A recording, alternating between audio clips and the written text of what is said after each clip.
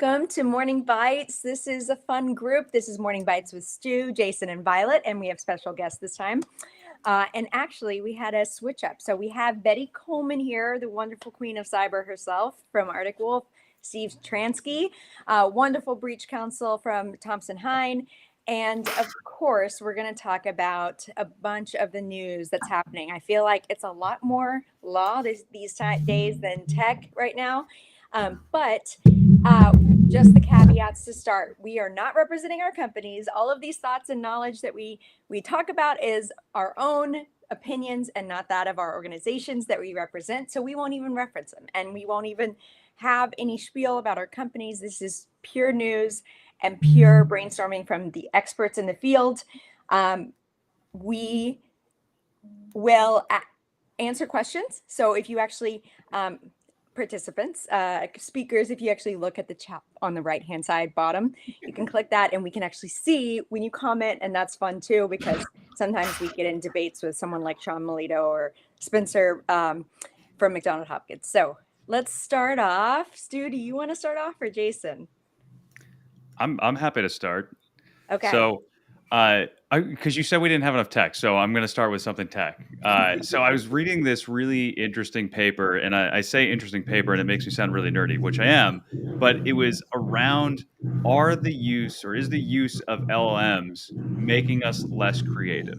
And so this is something that I've always been curious about because I see it as outsourcing thinking. That's my personal feeling. And there's some benefits to that, but I've never actually seen some qualitative data behind it. And so these researchers created a study. I think they had around like 1,400 participants or something along those lines. And they essentially wanted to test divergent and convergent thinking. Divergent being, can we think of all these other uses for certain applications, like a table? What else can you use a table for besides, eating, right? Convergent being, can we get to the best solution possible?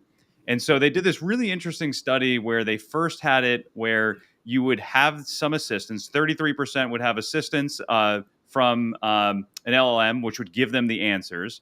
Another third had it where it would just coach them, saying, hey, think about it in this context. And a third had no help whatsoever from LLMs. And so what they found was in an exercise phase where they were just getting the assistance, they would go and they found there were short-term gains for creativity. But then when they went and did a test afterwards where nobody got help from LLMs, they found that people were less creative. And so I was about to fight you on this, and I didn't realize you meant short-term versus long-term. Yeah. And that's the crazy thing, because I totally believe in a short-term gain. Mm-hmm. But if you're finding yourself in a situation where you can't rely on it, it basically weakens that those creative juices, if you will. And so, these researchers are just kind of calling into question, like, hey, we need to be thinking about how do we do this in a more long-term fashion where we can get the short-term benefits, but we basically don't create, 3 generations from now where we're just, idiocracy type level of I was just about to reference that movie. It's like the perfect example of like, if we continue on, this is the direction that we're going. And then we're going to also be hunched over because of remote work, like Neanderthals. We're going in a good direction. But LLMs, they're the future. I mean, I get the short term because I feel like that's exactly what I use it for. Is like, I can't think of ideas for this or names for this. It's never, though, a copy and paste situation. It's always like I riff on it. Like I use it to kind of riff with me, and we're buddies now. But I don't but I riff with, maybe, I guess it's dependent on like if you start with it. Like maybe if you're taught with it, that's another issue. It could be. I mean, they brought up another point that was interesting where for people who just use the output, which, I don't know what that looks like. Because I'm the same boat as you, where I'll use it from time to time for just some creative brainstorming, but like I got to take it and run with it. But what they found was for people who are relying on it, everyone started having very similar answers because the LLM was just giving the same results for people. So it's kind of it's interesting. Like, do we see kind of this drive towards an average thinking, and which is obviously detrimental here, especially when you're just having the same ideas being spoon fed to so many people. You lose that diversity in thought and creativity. Well, like most things in life, I try to reduce my thinking into memes.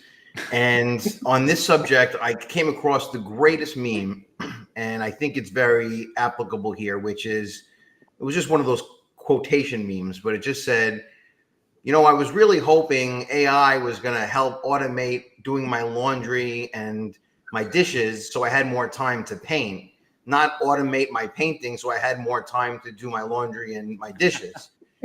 And I don't know, for output, I've played with a lot of the learning models and I love them. I use them as a good first draft maker on different applications.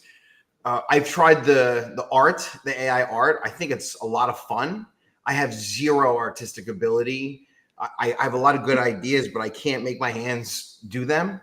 And for someone like me, I can take care with a few prompts, engineering, and come out with something I never could have painted by myself. But I noticed that because I followed a lot of the AI art, or I started to a little bit, and It's starting a lot to of look the same, right?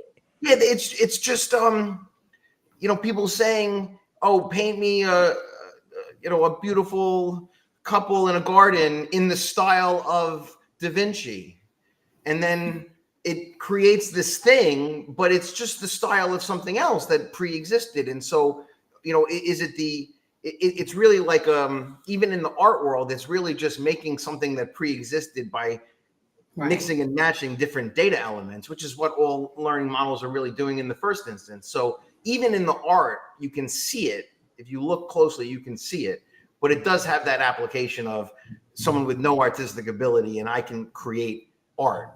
Well, and Stu, when you talk about like that consistency, you're even saying in the style of, some people you can tell on LinkedIn or otherwise are just saying, give me a picture of robots doing paperwork. Give me a picture. A better version of robots doing paperwork. Or like, there's no style. It's not like someone said like Da Vinci, or can you make this like the first use of AI, I was like, make all of us Barbie figures, and this one has yellow hair and this one has brown.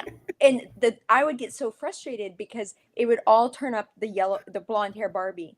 And that was like, I was like, no, I need different Barbies. That's enough of that. Okay, what's the next story? Betty, Stu, do you have anything?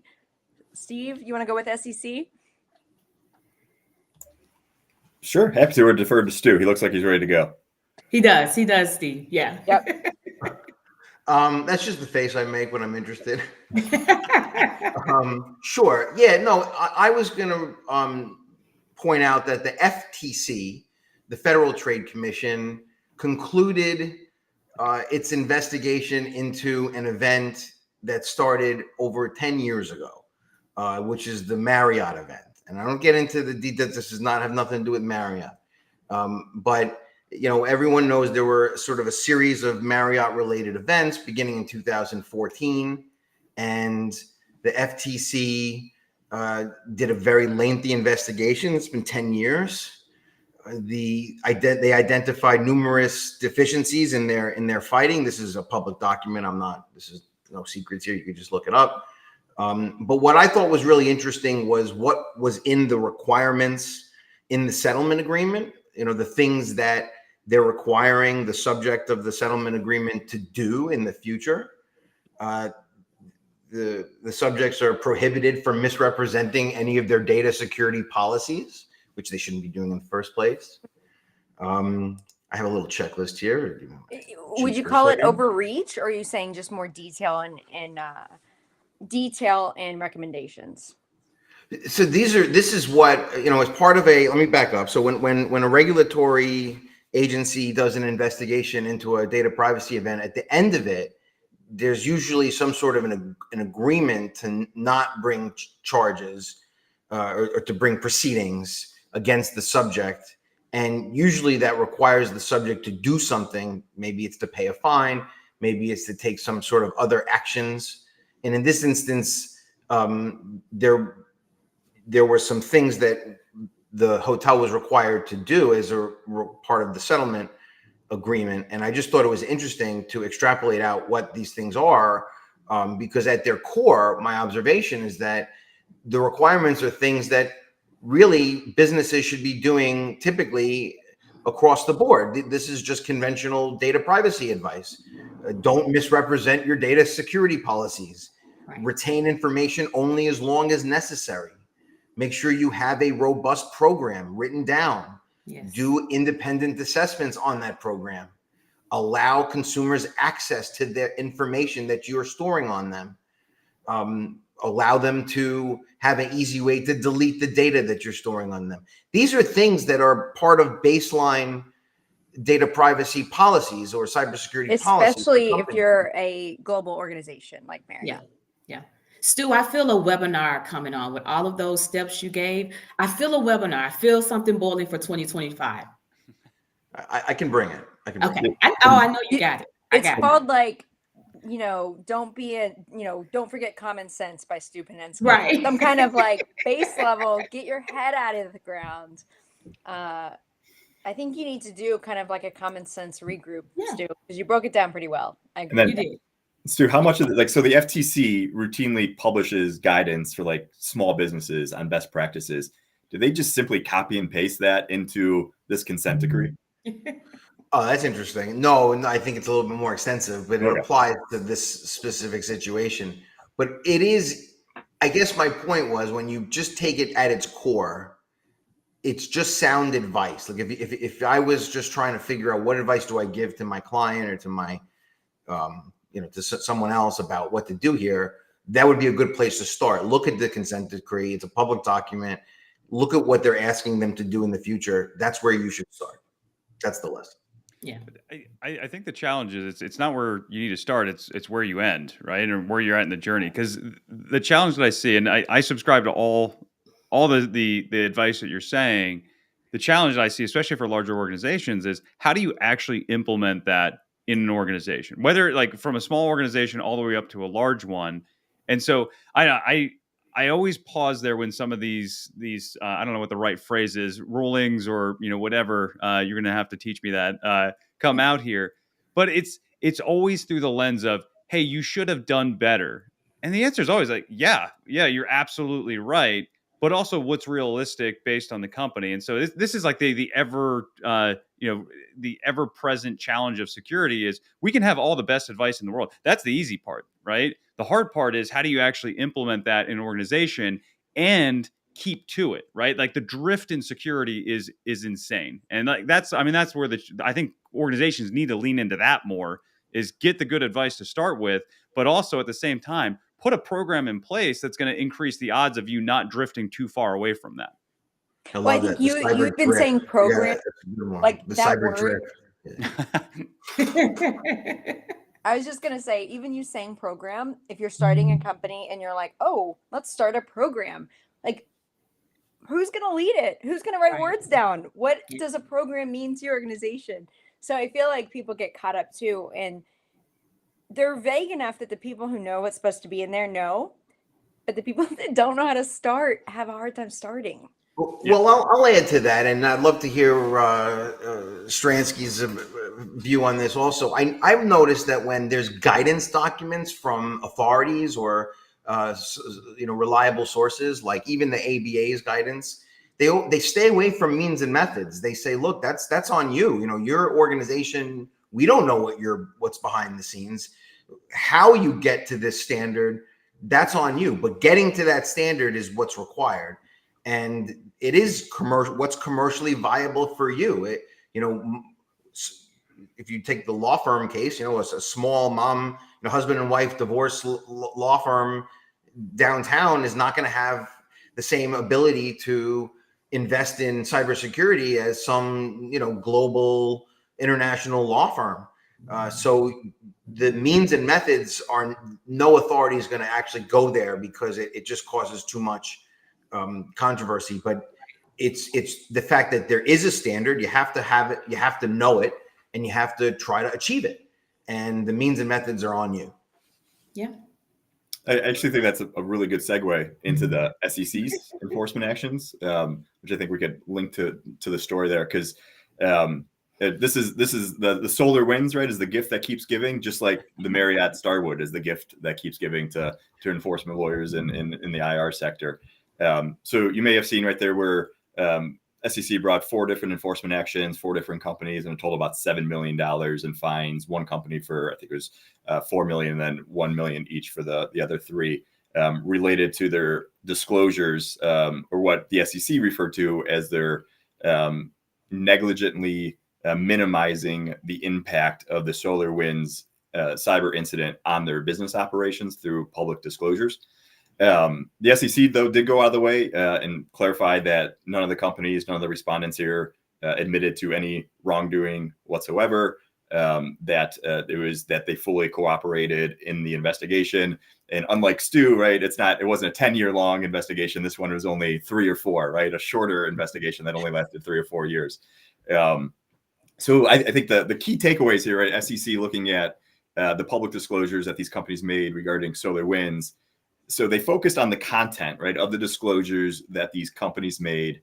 But the SEC was absolutely brutal in describing the technical, physical, and administrative security controls that the Do you have any like quotes where you can be like, ooh, like, oh, like SEC, mic drop? oh, that's hard. You don't have to name the company, but if you can have some like fighting words, that would be awesome. So I do have some quotes that I pulled up in case, but I won't name the companies. We'll refer to them all as respondents. Okay. One of 4. Yeah. And you can look at them up, right? It's all publicly available, just like Stu said too. So on the actual disclosure issues in which the SEC tried to focus their investigation, right? You had some of the respondents essentially filing 10-Ks that use language like, if our company was subject to a data breach, it would impact our business operations. Mm-hmm. Well, you were subject to a data breach, like a really large data breach. So the fact that you're telling your investors that these are the type of issues that could occur if you were subject is hypothetical, and according to the SEC, that didn't satisfy the type of disclosures that need to be made to reasonable investors, or to what a reasonable investor would want to know. Along those same lines, one of the companies, one of the respondents, was very generic in their disclosures, essentially saying that we are subject to cyber incidents all the time. We have a team in place to respond to them. And the SEC noted that the disclosures that this company made post SolarWinds was basically verbatim to the disclosure they made in their 10-K prior to SolarWinds. Like, it's just canned language that the companies are recycling. SEC got a little bit more granular than I thought.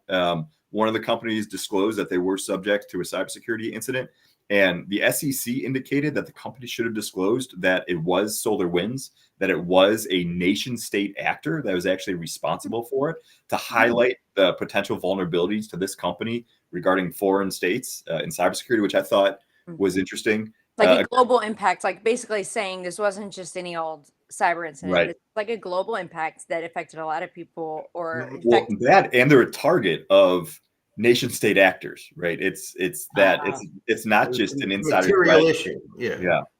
There's your national security crossover with cyber. I mean, that's interesting. Yeah, that they're, I mean, because they are, I guess, federal agency that's looking at those. But on your point too, right? What the SEC also said was, even though one of the companies disclosed that, you know, they were impacted by SolarWinds, and the level of impact wasn't granular enough, because according to the SEC, they should have named, right, the percentage or the total percentage of customers impacted, credentials taken, because the part of the disclosure that this company made did provide some details regarding the amount of customers impacted, but that was misleading because there was only a portion of the actual disclosures that or the actual impact to this business's customers. So on that area, I thought it was interesting, right? I understand the generic and hypothetical misleading type of disclosures, but actually getting into the weeds and naming the nation state behind it. And in each of the order forms, the SEC went out of their way to say, look, the FBI and DHS and other federal agencies were telling everybody for months that this was Russia, right? And so by the fact that you knew that and yet weren't disclosing to your investors or shareholders, that that's problematic. Like, they should have connected the dots, because a normal investor might not be as up to date with the cybersecurity threat analysis. You're absolutely right. Like, the companies connected the dots, they just didn't disclose it to the investor, right? And was that intentional, do you think, at the start? Because like, this was pretty early on with these disclosures where it feels like all the language was canned at that point. Yeah, all the language was canned, but as part of the investigation, because it was 4 years long, we're talking about a disclosure made in 2022 or 2021 after the investigation in December of 2020. So they're looking. The SEC really just wants updates on these things and more crisp language in these disclosures. Which we are starting to see. I Plain think. language, Yeah. plain words. Plain language. Yeah. Okay. See, like this to me, like I don't know. I like this because I always want to get more information. Like I looked at the tech industry, specifically tech, tech SaaS companies, and they go out of their way if they have an incident to have a detailed blog about this is the root cause, this is what happened. And for like as a practitioner, that's always helpful for me because like, oh, I can take learnings from this. And so I mean, I'm kind of enjoying these news disclosures coming out when they have actual useful detail because you can take that and actually action that in your environment to try to make it more secure. And that's probably the purpose, though, Steve, right? Is like if they are too generic, and we've seen too generic, they grouped these 4 together and said, these 4 we got to learn from. Yeah, Jason, you said that exactly like a plaintiff's lawyer would say. Like, tell me how you were being negligent. Like, just write it out for me so I could take that and put it in a class action lawsuit. So I've got another career, is what you're telling me. And then I'll just switch gears before we get to Betty on the controls, because this was right. The enforcement actions was primarily trying to focus on the misleading disclosures, right? Disclosures that minimize the impact. But the SEC, focusing on one company specifically, highlighted the fact that they couldn't do a thorough investigation because when they started the investigation in December 2020, they quickly realized that they only had logs in place, firewall logs going back 3 months, which was inappropriate for a company of their size and their magnitude. 3 months? Wow. Yeah. Is that the job of the SEC? Isn't that overreach? So it's an interesting case that attorneys could have different opinions on, but because in the same group of companies, one company identified that SolarWinds was inside their environment for 14 months, right? Which is pretty egregious to have a nation state actor within your IT environment for 14 months without being able to identify it. That same company, after they remediated the SolarWinds attack, was subject to a separate ransomware attack from another Russian threat actor, which they didn't disclose through their public disclosures. And then the SEC also focused on the fact that the administrative controls in place, that there wasn't proper escalation. So when the IT team did identify anomalies, they weren't bringing in the attorneys, they weren't bringing in senior leadership to make decisions, they weren't bringing in their corporate counsel to identify these type of disclosures, that they didn't have a process in place to connect IT with the team responsible for decision making. And again, that's not on a disclosure, right? That's on you have a failed internal process. And so again, I think there's a lot of lessons learned. Just like Stu in your FTC case, SEC's number one recommendation is probably something as helpful, like don't be subject to a nation state attack. And then like, how do you get there? Noted. Thanks, as usual. But I thought that once you the guidance, I had planned for it. I mean, that was my sure. I'll turn it over to Betty. I talk too much. No, me. You know me. I would go over time as well. But I think all of this is great for me. I've been doing a lot of reading, trying to catch up on some things, and we have all seen a lot of incidents this year, of course. But all of you stated great. Marriott, I love Marriott. I'm a big Marriott person. But for me, how do you gain the trust of your consumers? You know, the business loses value, the consumer loses value. I was reading the Disney World story. I don't know if you guys saw it. It wasn't no personal information that was allegedly hacked. It's a menu. And, you know, if you have allergies, and we're all like a big kid when we go to Disney World, whether you're grown, it doesn't matter the age, but you worried about a menu and if they got your order right. If you're allergic to peanuts, it's peanuts in it. So again, I asked, how do we gain the trust of the consumer after your menu is hacked or allegedly hacked, shall I say? Well, yeah, No thoughts there. Even So with what Disney, happened with the menu again? Did they list it wrong? Well, he put things, say that peanuts, say a stew had peanuts in it. He will say that it didn't have peanuts in it. Oh, okay. Yes. Yes. I missed this up with another Disney story. So Yeah. give us a little It's bit many, more. but this one is because it wasn't personal information that was being hacked. It's more of a menu. I've never heard this. This was a first for me. I don't know about you guys, but you know, it's crazy times. But for me, it was like, how do you say, okay, my Disney World fans, come back. We have fixed this issue. How do you get our trust back? And other incidents in other businesses, like you guys have just mentioned. well, good. And Disney's a perfect example because you have the consumer impact from that person hacking the menus, and you also they have the data breach this year, and there's a lot of companies that were like, all right, well, they got in through Slack. and we don't want to use Slack anymore. So it's like Right. it's not only Disney that gets impacted, it's also the other companies as well. And so I Yeah. like that reputation thing is the thing that people don't really talk about, but it is there. Yeah. Stu, I think we need a webinar. I feel a lot of proactive things for 2025. We just do basic. Call it SP webinar. And I'm going to Or join with you how to actually. marry a knot, or how to marry a knot. Right. Well, The things not to do, what you should not do.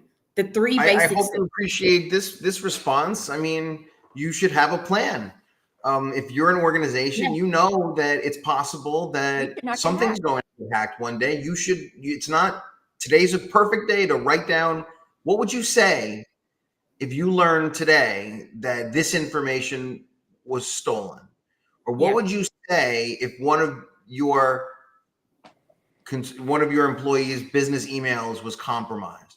What's the language you would use? What's the what are the words you would say? And you could just write them down right now and have a statement ready to go. I would disagree, like with Jason and Betty, because there's still no remediation for reputational harm. Betty and I both worked on the credit monitoring, identity repair side.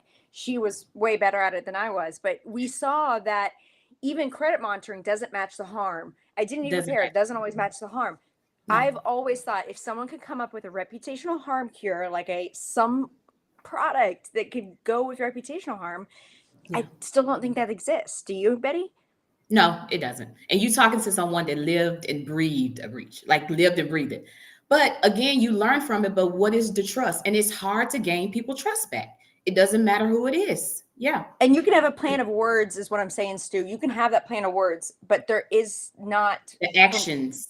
There's not there's not much offering except for words.